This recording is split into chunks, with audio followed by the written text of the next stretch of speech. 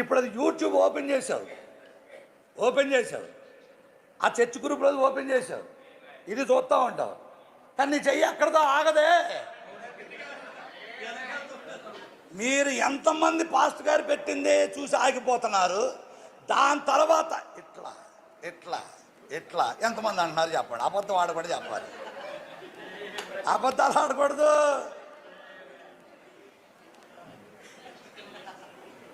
అవునా? Praise the Lord. దీనిలో ఆ ఆకర్షణ ఉంది, మంచి ఉంది, చెడు ఉంది. Praise the Lord. మంచి తీసుకో, చెడు పక్కన పెట్టేసే. అలా చెయ్యాలి అంటే నీ లోపల జీవం అనేవాడు ఉండాలి. పరిశుద్ధాత్మక దేవుడు నీలో ఉండాలి. ఆయన నీలో ఉన్నప్పుడు దీన్ని నియంత్రిస్తాడు. ఇది నీ నియంత్రణలో ఉంటుంది, ఇది నీ స్వాధీనంలో ఉంటుంది. ఒకవేళ నీకు పరిశుద్ధాత్మ బాప్తిసం లేకపోతే, నీ క్రొత్త జన్మ లేకపోతే, ప్రైజ్ ది లార్డ్, ఇది నిన్ను కంట్రోల్ చేస్తూ ఉంటుంది. Praise the Lord. కాబట్టి ఎప్పుడైతే నువ్వు ఇలా చూస్తూ ఉన్నావో దీని లోపల కూడా అనేకమైన ఇవాళ ఎంత దరిద్రం అంటే, మనం మెసేజ్ అంటున్నా కానీ యాడ్లు వస్తున్నాయి.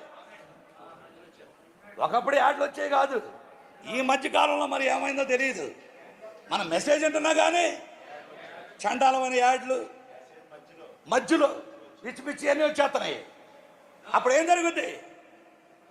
చూస్తావు నీ లోపల దేవుని పరిశుద్ధాత్మ, జీవం అనే క్రీస్తు నీ లోపల ఉంటే వెంటనే దాన్ని డిలీట్ చేసేస్తావు, అంతే, పక్కన పెట్టేస్తావు, అంతే.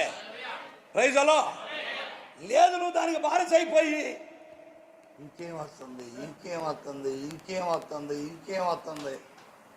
ఇట్లాగే అంటా ఉన్నావు అనుకో, ఏమైంది? ఈ ప్రభావం ఎక్కడ పడింది? నీ లోపలికి వెళ్ళిపోయింది. Praise the Lord. దేవునికి మహిమ. కాబట్టి ఎట్టి పరిస్థితుల్లో కూడా వాడికి అవకాశం ఇవ్వద్దు. ఆమేన్. వాడికి అవకాశం ఇవ్వకుండా ఉండాలంటే ప్రార్థన. అందుకనే దేవుని ప్రవక్త ప్రతి నిత్యము కూడా